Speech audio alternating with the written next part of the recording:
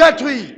Mais je suis venu afin que mes brebis, moi j'aime bien ça. Quand je lis ce verset, je dis Raoul Wafo. Parce que je suis la brebis du Seigneur. Je suis venu afin que mes brebis, elle a, et qu'elle est même en abondance. Amen. Donc il n'y a pas autre chose. Il n'y a pas d'autre option. L'abondance t'est réservée. Amen. Mais quelle abondance? L'abondance qu'Adam avait perdue. C'est ce qu'il dit. Je suis venu restaurer l'abondance que Adam avait perdue. Donc, avoir beaucoup d'argent, pour Dieu n'est pas un problème. Mais il faut maintenant découvrir le secret. Comment faire? Parce que oui, gloire soit à Dieu, et qui m'a béni de toutes sortes de bénédictions spirituelles dans les lieux célestes. Oui, dans les lieux célestes. Oh, dans les lieux célestes. Mais toi, tu es sur la terre. Oh, dans les lieux célestes. Et on chante Alléluia. Merci Jésus pour les bénédictions qui sont dans les lieux célestes. Il dit non, lorsque vous priez, dites, notre Père qui est aux cieux, que ton nom soit sanctifié, que ton règne, en quelque sorte, il est en train de nous dire, ne vous contentez pas d'être des rois, mais régnez. Parce qu'on peut être un roi qui ne règne pas. Mais il dit que ton règne vienne et que ta volonté soit faite sur la terre comme au ciel. C'est pour ça que je décrète sur certaines personnes qui sont dans les activités commerciales, un miracle insolent dans tes transactions. Allez, un mouvement de finances qui quitte le monde vers toi au nom puissant de Jésus. Que la main invisible de l'Éternel affecte radicalement ta destinée et que ta vie soit un témoignage de ce que l'Éternel est capable dans cette saison et dispensation de bénir au nom de Jésus. Amen. On dit je reçois. Encore je reçois. Amen. C'est très important. Très très important. Jésus est venu nous restaurer.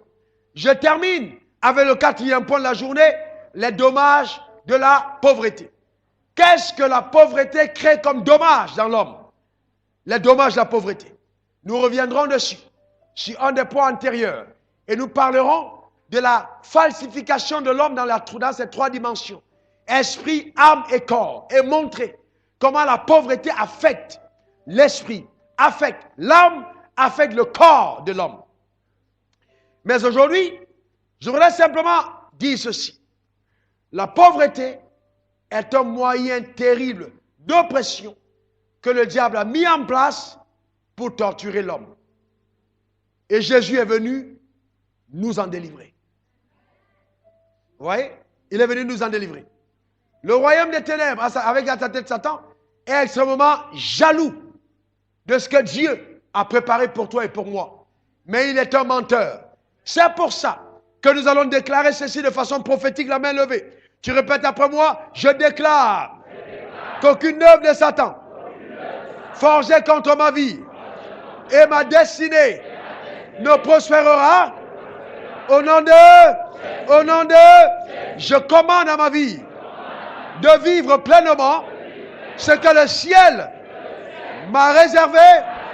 Au nom de, j'annonce que sur la terre des hommes, je vivrai la plénitude de ce que Dieu m'a réservé.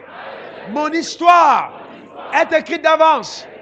J'annonce que Jésus-Christ est devenu malédiction afin que moi, je sois la justice de Dieu. Je déclare, c'est terminé. L'humiliation, c'est terminé.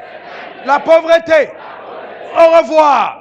Je divorce, je coupe les liens avec la prison de la pauvreté. Au nom de, Alléluia. Voyez donc, la pauvreté est un moyen d'oppression. Vous savez, un homme pauvre est diminué, affaibli, dévalorisé et humilié.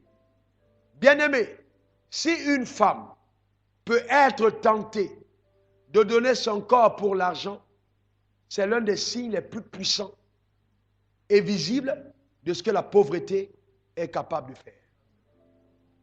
Je vous dis sérieusement. C'est vrai qu'il y a des femmes qui ont juste des démons et qui ont besoin que certaines personnes comme moi les imposent des mains et chasser ces démons maléfiques dans leur vie parce que c'est des sorts qui ont été jetés. Et même si elle a 1 million par mois, elle aimerait toujours quand même aller se prostituer. Ça, c'est la possession. Mais il y a des gens